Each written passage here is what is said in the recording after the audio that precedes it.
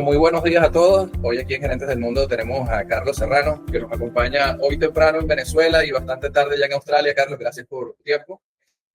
Voy a presentarte un poquito ante la audiencia para dar contexto de quién es. Un ingeniero de caminos y canales y puertos, equivalente al ingeniero civil latinoamericano, egresado de la Universidad Politécnica de Cataluña, máster en Ingeniería Civil Ambiental de la Universidad Nacional de Seúl, certificado como Project Management Professional. Es un ingeniero políglota, habla inglés, coreano, español, avanzado con competencia profesional, además de haber obtenido en el idioma chino el HSK nivel 4. No sé si me faltó algún idioma, Carlos, pero de verdad... Ahí estamos. Ya de chino me olvidé, pero bueno, tenemos el título. Bueno, como podrán ver, Carlos no es un ingeniero común y corriente. Tiene más de 15 años de residencia en Corea del Sur. Desde diciembre de 2025 trabaja para Samsung Construction Trading, desarrollando propuestas para proyectos globales de energía nuclear. Previamente trabajó durante casi 12 años en Hyundai Ingeniería y Construcción, desempeñando varios cargos a lo largo del tiempo. Y entre uno de ellos tuve el placer de conocerlo y trabajar con él en Argentina, donde participamos en la propuesta del proyecto público-privado para la construcción de 3 corredores viales en la República Argentina. Un CAPEX promedio de $1.100 millones. Esto era una alianza entre la empresa Supercemento y Hyundai Ingeniería y Construcción. Luego fue gerente de planificación y control de proyectos en subcontratos en Panamá, liderando el proceso de movilización, selección de contratistas, incluyendo el primer túnel que cruza el Canal de Panamá. También fuiste el encargado del cierre financiero y el due diligence ambiental y social del proyecto. Realizó todas las interfaces entre los proyectos, es decir, desde los permisos, factibilidad, prefactibilidad, ejecución y cierre, liberación de terrenos y aseguramiento del derecho a vía. También participó en el proyecto del viaducto del monorriel de Panamá, entre otros. Finalmente, llega a ser Senior Manager como International Infrastructure Business Development en Hyundai, desarrollando los negocios de proyectos de infraestructura civil, identificando los socios adecuados para ofrecer soluciones competitivas, garantizando la integridad, calidad, flujo de caja y puntualidad en las entregas, enfocado en expansión de mercado y desarrollo de registros iniciales. En Filipinas participó en el puente con la interconexión Batam-Cavite de la red vial en la costa del lago. En Perú, la nueva carretera central. En Chile, en el desarrollo del puerto de San Antonio, el puerto más importante de Chile, proyecto en el que también tuve la oportunidad de participar, no junto a Carlos esta vez, pero sí en el otro lado de la mesa como un PwC en el área de licitaciones.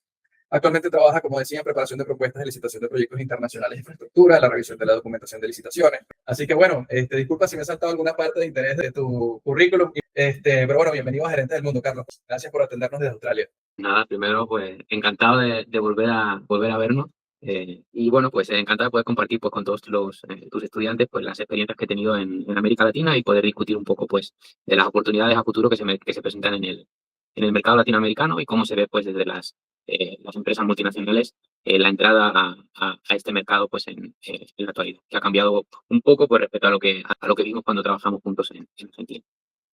Vale, perfecto, Carlos. Bueno, si puedes desarrollarnos esa primera idea, ¿qué identificas tú que ha cambiado desde aquel momento en Argentina, donde había una posible expansión? Me acuerdo en el gobierno del presidente Macri buscando alianzas público-privadas, y luego creo que fue como una especie de tendencia a nivel latinoamericano y en el mundo. Hubo varios casos, pero América Latina en esa década quizás fue bastante más fuerte. ¿Qué identificas tú que hubo en ese momento y que hoy cambia? Combinado bastantes factores a la vez.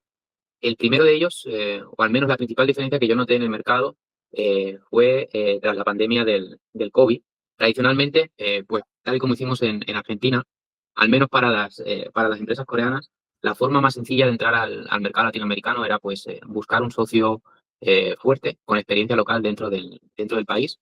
Ese para mí pues sigue siendo la principal ventaja que tienen que conseguir transmitir las empresas locales de los países de Latinoamérica. Sin embargo, lo que al menos personalmente noté después del COVID fue, uno, que incrementó el capital de los proyectos de una manera exagerada. Eso puede ser por el incremento de varios conflictos geopolíticos. El monto de los proyectos, yo noto que en los últimos años se ha aumentado fácilmente más del doble. Y eso lo que ha forzado es las empresas, digamos, multinacionales, cuando entran a un mercado, siempre se tratan de emparejar con una empresa internacional que más o menos sea de la misma magnitud.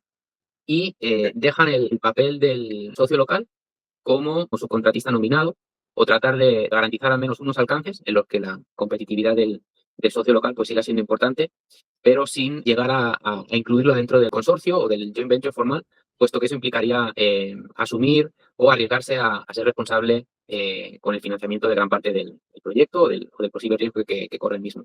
En Panamá, por ejemplo, el proyecto de la línea 3 lo hicimos participando con 2 empresas coreanas. POSCO, que es una empresa también, digamos, ellos el negocio principal es el acero, pero tienen una constructora pues bastante similar a Hyundai. Y en los últimos años, en los proyectos pues, que he estado realizando en las licitaciones en las que he participado, tanto en Filipinas como en Chile, pues hemos buscado un socio internacional. En ambos casos fue Acciona, Ok. que es una empresa pues también una transnacional del mismo tamaño que Hyundai y que también tenía conocimiento de ambos países. Había desarrollado tanto proyectos en Chile como en Filipinas, igual que nosotros, y encontrar un partner pues, que nos permita acomodar o compartir esos riesgos.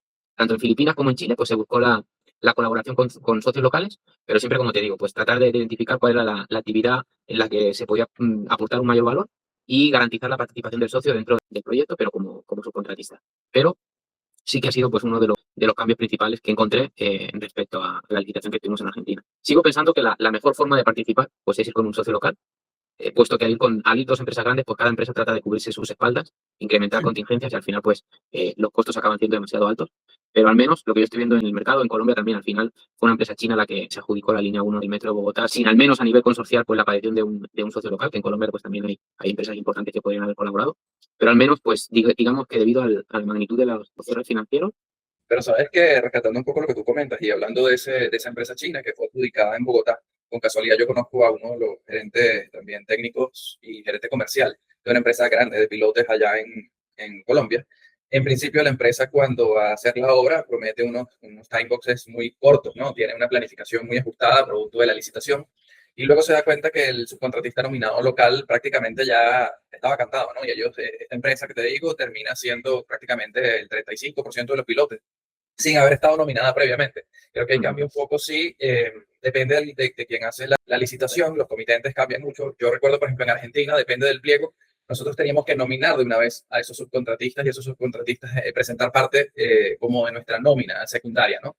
No era tan, bueno, yo prometo que tengo la capacidad de ejecutarlo y después yo busco cómo armo la licitación o cómo armo la ejecución del proyecto. Ahí, bueno, quedaría a ver cuáles son los resultados que se tiene con una cosa y con la otra, porque a veces también se genera como una especie de vicio, ¿no? Como una especie de grupos o de tribus que hacen que prácticamente una empresa sienta que está traicionando a otra si va y trabaja en un proyecto nacional donde su desarrollo, por ejemplo, de fundaciones, ¿no? Un poco contraintuitivo a veces esas cosas, pero son esos ensayos de error, creo yo, que tienen los estados en tratar de llegar a la mejor versión de una licitación que busque la menor cantidad de conflictos de intereses. Pero sí, sé que eso sucede en ese caso y también considero que lo hablaba con Carlos Lapría, el ingeniero también de Supercemento con el que pudimos compartir, el que creó el CIPRES, de cómo las empresas locales tienen un know-how que permite disminuir costos drásticamente, que entienden el riesgo de una forma distinta que un buró de crédito o de riesgo internacional, que te puede dar un poco luces de que aquello sí es un problema y esto es solo una situación a gestionar, ¿no? Son dos cosas totalmente distintas en términos de los planes de acción que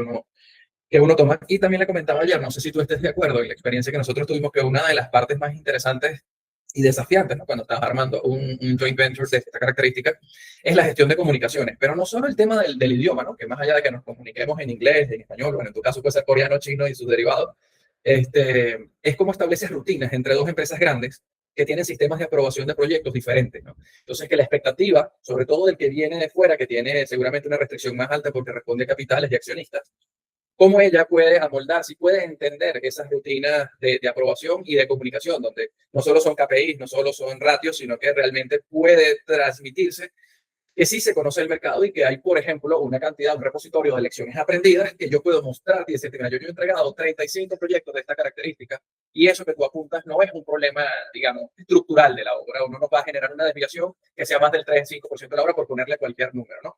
Entonces, bueno, yo sí le decía a Carlos que yo creo que incluso como PMP he desarrollado ahorita un curso en Venezuela que estoy dictando junto con la Universidad Central de Venezuela para mostrar la importancia de todas las áreas, entre ellas comunicaciones, pero todas sus aristas, ¿no? No sé si nos quieras comentar un poco tú qué desafíos has encontrado Sí, en esas áreas de por comunicaciones en Latinoamérica. complementar un poco, primero algo un poco más sencillo sobre cuál es la verdadera capacidad de contribución que tienen, en este caso, pues lo que sea una empresa local en Latinoamérica. Latinoamérica tiene una particularidad que no hay en otros mercados. Habitualmente a lo que se está más acostumbrados a trabajar las empresas asiáticas, que es en Oriente Medio y en Asia Pacífico, que es la imposición legal de mantener un mínimo, que por lo menos en Panamá era el 90% de mano de obra local, y no solo de trabajadores, sino también, pues, al final te obliga a que la gran parte del cuerpo de ingenieros, pues, también sean locales. En Asia Pacífico, pues, encuentras, pues, países como Qatar, Emiratos Árabes, Singapur, donde la gran mayoría de ingenieros son de nacionalidad filipina y la gran mayoría de trabajadores provienen de India y Bangladesh. Por lo que además de tener el mix de cultura, al final las empresas acaban con un pool de ingenieros filipinos y de trabajadores que se van rotando por todos estos países Latinoamérica tiene esa particularidad de que no permite a las empresas asiáticas traerse a ese personal que ellos conocen y les obliga a localizarse. Y al final pues resulta que los únicos extranjeros en el proyecto es la empresa transnacional, envía a sus expatriados. Es una manera muy diferente de trabajar y se enlaza con lo que tú comentabas, precisamente con la comunicación.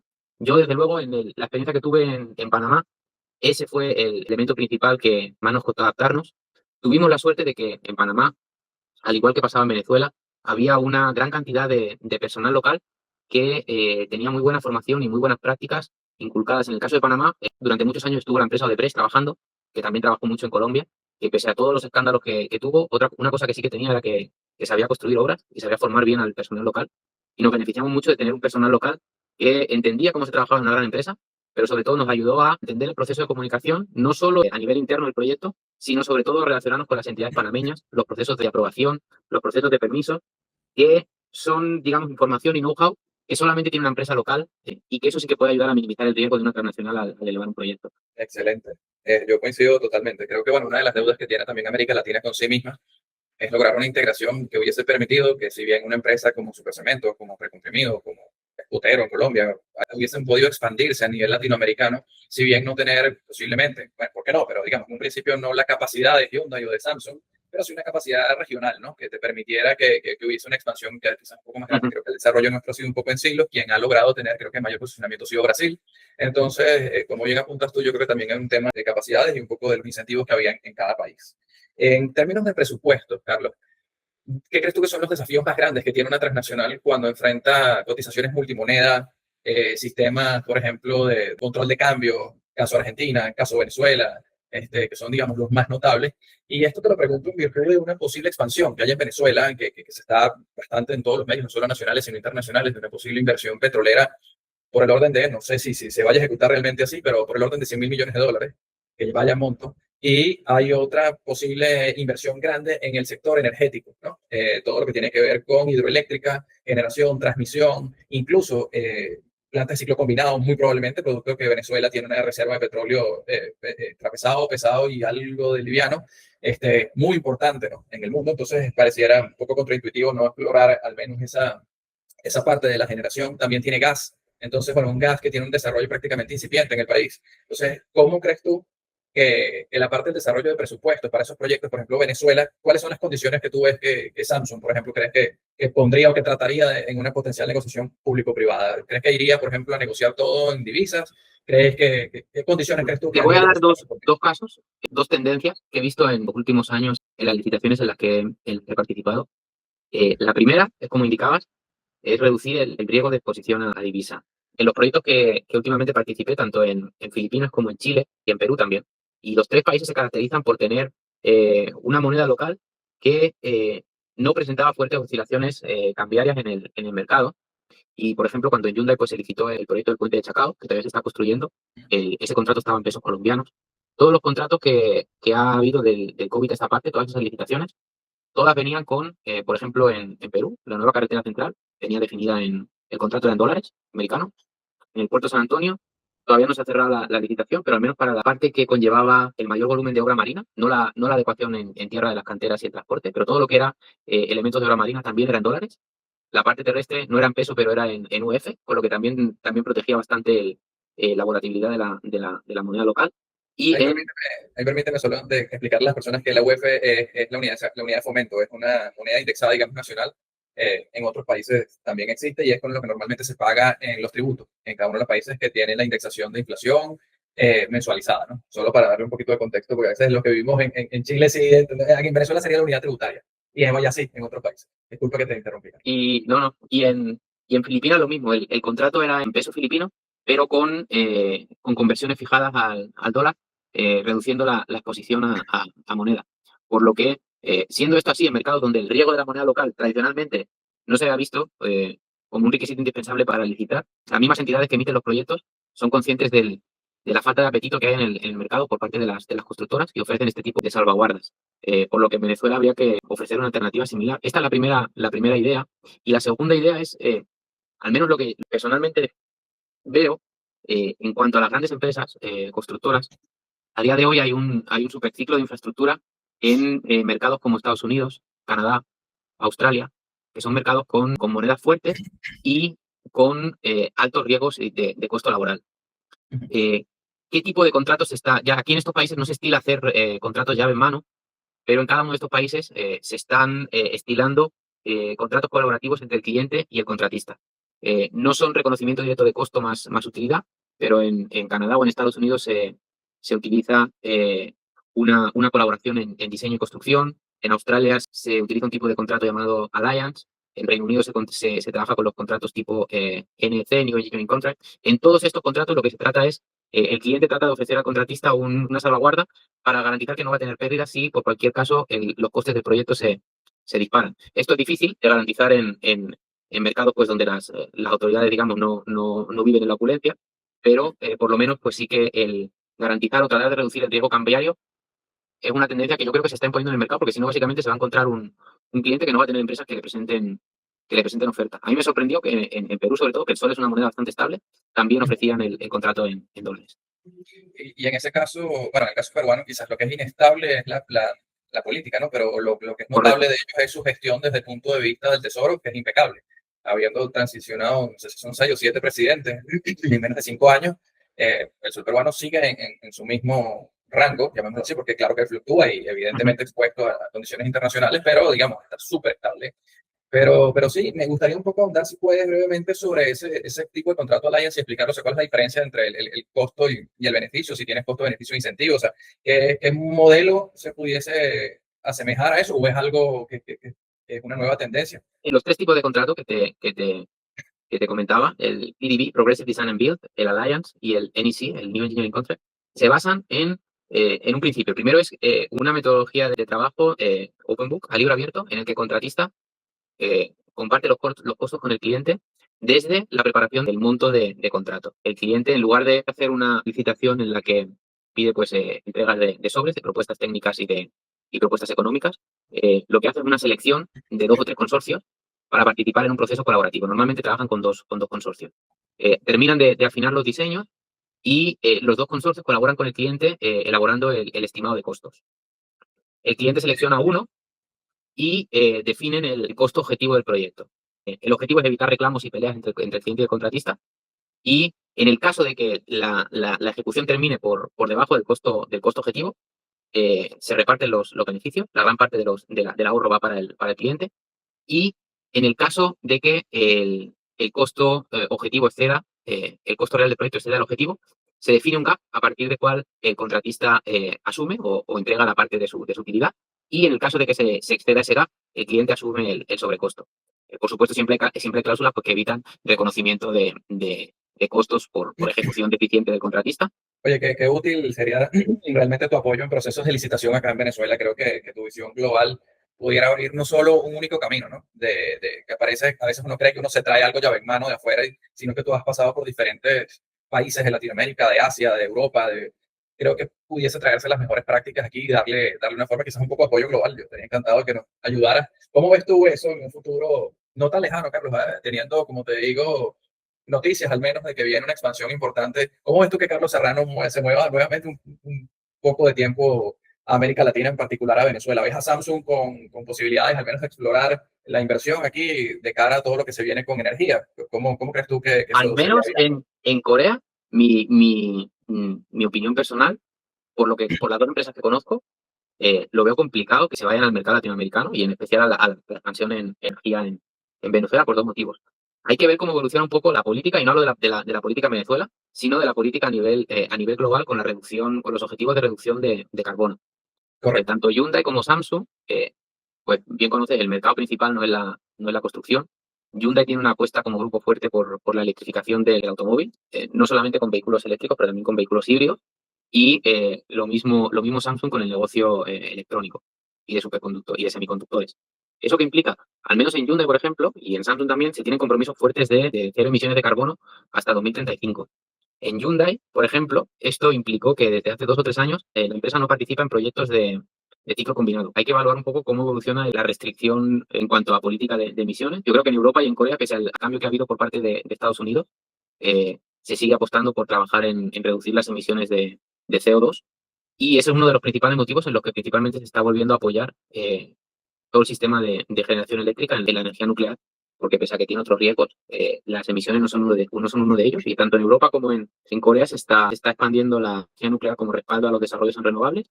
No creo que sea Corea el país pues, que se vaya a lanzar de cabeza a las oportunidades que se abran en Venezuela. Sí que sería interesante analizar quién va a financiar los proyectos, porque eso directamente implicará quiénes van a ser los contratistas que van a participar eh, en las licitaciones. Si son empresas norteamericanas las que contribuyen con capital, el financiamiento, sí que veríamos soluciones contractuales similares a las que te comentaba, colaboraciones entre cliente y contratista, que ahí sí que abrirían el abanico de empresas que participen pues a las grandes constructoras, y pues según cómo esté el mercado, pues eso seguro que empuja también a las coreanas a entrar. Pero, por ejemplo, en Panamá, el capital de la línea 3 del metro lo pone la Agencia de Cooperación de Japón, y al final pues eso pues da una garantía y permite pues tanto la participación de empresas asiáticas no chinas, aunque los chinos también licitaron, pero pues te garantiza una evaluación de procesos más transparente, y eso pues anima tanto a empresas europeas como a otras empresas tanto de Corea como de Japón a participar. En Japón hay una gran cantidad de empresas que se dedican al trading de commodities. Sí, aquí va a haber posiblemente también un desarrollo minero. Mitsui tiene una presencia importante, por ejemplo, en Chile. Es uno de los grandes aliados de BHP e incluso también de Codelco en sus desarrollos y tecnología. Realmente ellos tienen una presencia. Bueno, es tan fuerte la presencia que en el mismo edificio están las dos empresas. Está BHP y en el medio de las dos oficinas de BHP está Mitsui. Pero, ¿sabes qué? Te iba a comentar algo, no sé si lo sabías anteriormente, y si no aprovecho, ya que tú estás en estas empresas que tienen un desarrollo importantísimo, que tienen ese corte de energía sostenible. Venezuela, su desarrollo energético, y yo me atrevería a decirte que el 90% de la electricidad que se utiliza en Venezuela es hidroeléctrica. Nosotros tenemos una represa, que es la represa del Guri, o Raúl Leoni, que es la más grande del país, y luego tienes hay dos ríos, el Orinoco y el Caroní, que son, digamos, los principales que cruzan de oeste a este el país. Y ahí está lo que se llama el complejo del Caroní, que iba a tener tres fases, solo se ha desarrollado una, luego quedarían dos adicionales que tiene represas y tiene un montón de proyectos. Digamos, era tan ambicioso que lo que se quería hacer era satisfacer todo el área de industrias básicas. Estamos hablando de minería, que está en la parte sur y que saldría hacia el mar a través del río Orinoco, en el delta Macuro, e iba a satisfacer todo el área de producción del área central nacional, textiles, industria, en fin, todo lo que tenía que ver con la producción, que está con el puerto principal que está en Puerto Cabello. Y adicionalmente la idea era que la otra parte del complejo diera y vendiera electricidad al norte de Brasil y a Colombia, ¿no? Era un poco lo que se estaba pensando, y que yo creo que existen los planos, obviamente habría que hacer una actualización, ¿no? Habría que meterle tecnología, pero digamos, en el término del estudio de cuencas, de flujos de agua que puedas utilizar para la energía hidroeléctrica sin hacer un daño, impacto ambiental importante, yo creo que, mira, creo que va a ser parte del futuro. En lo inmediato, y ciertas plantas, creo que sí, va a haber ciclo combinado, pero creo que va a haber espacio para todo en Venezuela por dos cosas. Uno, por el término de la velocidad que tú necesitas. Tú una hidroeléctrica no la vas a desarrollar en el tiempo que puedes desarrollar de repente una planta pequeña de ciclo combinado, y que la de ciclo combinado te permite darle ese flujo de electricidad a una industria que necesitas que crezca rápidamente, al menos de forma paliativa. Después yo no sé si eso en el tiempo perdure o no. No sé si ya después ni siquiera sea, desde el punto de vista financiero, económicamente atractivo. Habría que ver, ¿no? Habría que ver los números, porque una vez que el costo hundido está hecho en hidroeléctrica, pues es mucho más fácil explotarlo una y otra vez. Entonces, pero creo que sí van a haber cosas, así que sí tengo conocimiento de que las licitaciones se abren. En ese rubro haré mi due diligence y haré mi llamada a Carlos Serrano. Ahí yo creo que parte de la respuesta para que veáis cómo se va a mover el mercado, yo creo que tenéis un muy buen ejemplo cerca, que es Panamá, donde yo creo que a lo largo de este año se van a licitar por parte de la Autoridad del Canal de Panamá dos soluciones que pueden dar idea de quiénes son los contratistas que estarían interesados en participar lo mismo en Venezuela. La ACP está licitando a fin de año el proyecto de la represa de Río India, que es crear un nuevo embalse para garantizar el suministro de agua dulce para la operación del canal. Y también se está licitando un gasoducto que conectará la parte atlántica con el lado Pacífico a través de una tubería para evitar, digamos, reducir los tiempos de espera de los barcos de gas natural licuado a ambos extremos del canal, y hacer un transfer del gas natural. Y vaya, va a ser interesante ver quiénes son los actores del mercado que se presentan a esas licitaciones, porque son dos sectores, sobre todo el hidroeléctrico, lleva parado bastante tiempo a nivel mundial. En Italia está Webuild, que es la empresa líder de hidroeléctrica a nivel mundial. Pero bueno, hay que ver quiénes son los que participan en Panamá. Y de ahí se verá, pues yo creo que quiénes son los actores que estarán interesados también en una posible entrada a estos proyectos en Venezuela. Excelente. Bueno, Carlos, de verdad que ha sido increíble esta conversación contigo, bastante enriquecedora y esclarecedora de lo que puede ser el futuro de Venezuela, en este caso, de los actores que van a estar. Y como yo insistía, creo que América Latina debe verse a sí misma para poder entenderse, ¿no? Porque de repente no vas a encontrar algo idéntico a Venezuela, pero sí similar. Y como dices tú, los players que ya están aquí ya entienden de muchas cosas, ya entienden de la forma de trabajar y de algunas restricciones o no que ya están entendidas, ¿no? Como, yo creo que Panamá puede ser un buen ejemplo para empezar a tomar esa experiencia y llamar a las empresas. Mi expectativa es que, bueno, realmente el país logre levantarse y logre tener una inversión importante y una ejecución de proyectos donde la gestión de proyectos bien hecha sea la clave, ¿no? Empezar a disminuir esos tiempos de entrega en proyectos históricos en Venezuela, empezar a hacer otras cosas más interesantes y que tengamos un desarrollo como el que hay en otros países donde hemos logrado a través de certificaciones, de estudios y de la experiencia ya definida en nuestros propios países, entregar en tiempo y forma los proyectos. Yo creo que eso sería sumamente importante lograr en Venezuela y rescatar, ¿no? Esa parte que emigró y que se fue. Hoy hay una Sí, cantidad eso es ingente. precisamente lo que yo te iba a decir. Una de las, si algo bueno tiene Venezuela y en algo bueno pueden confiar tus alumnos, yo creo que es en conseguir traer, aunque sea parte del personal que en los últimos años pues salió del país y que aún así pues ha seguido trabajando en todo tipo de proyectos a gran escala a nivel internacional. Personalmente, pues, bueno, además pues, de trabajar contigo en Argentina, pues tuve la oportunidad de trabajar con muchísimos ingenieros venezolanos en Panamá. Eh, y, y bueno, pues al final hay una gran cantidad de profesionales que venía bien formado desde Venezuela y que ha acabado pues de forjarse en todo tipo de proyectos a nivel mundial. Y eso pues al final pues son los seniors que mejor pueden ayudar en campo a tus alumnos bueno, tratar de reactivar un poco la situación en Venezuela. Muchos países tienen el problema de que no tienen cualificación ingeniería y ni gente con experiencia. Y pues Venezuela tendrá otros problemas, pero en cuanto a calidad de ingenieros, pues va sobrada. Así que mis mejores deseos para ver que otros puedan seguir tus pasos, volver a casa y que la situación mejore.